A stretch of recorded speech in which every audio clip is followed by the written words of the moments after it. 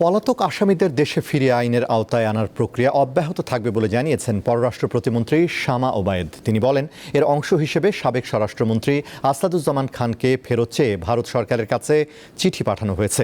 সোমবার রাজধানীর 20 মিলনায়তনে এক অনুষ্ঠান শেষে সাংবাদিকদের সঙ্গে আলাপকালে তিনি এ তথ্য জানান। প্রতিমন্ত্রী বলেন, 2025 সালের 26 নভেম্বর বাংলাদেশ সরকারের পক্ষ থেকে শেখ হাসিনা ও আসাদুজ্জামান খানকে প্রত্যর্পণের আওতায় আনতে চিঠি দেওয়া হয়েছিল। সম্প্রতি আবারও আসাদুজ্জামান খানকে ফেরত চেয়ে পররাষ্ট্র মন্ত্রণালয়ের মাধ্যমে ভারতকে চিঠি পাঠানো হয়েছে।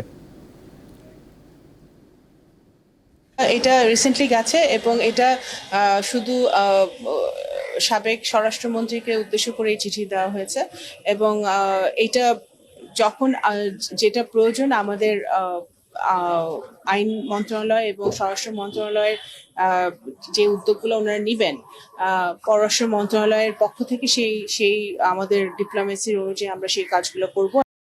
মোজো বিরাট কারবার। মোজো 1 লিটার ও 2 লিটার কিনে তুমিও জিতে নিতে পারো ফ্যামিলি কার, স্পোর্টস বাইক, টিভি, আইফোন ছাড়াও থাকছে লক্ষ লক্ষ নিশ্চিত গিফট।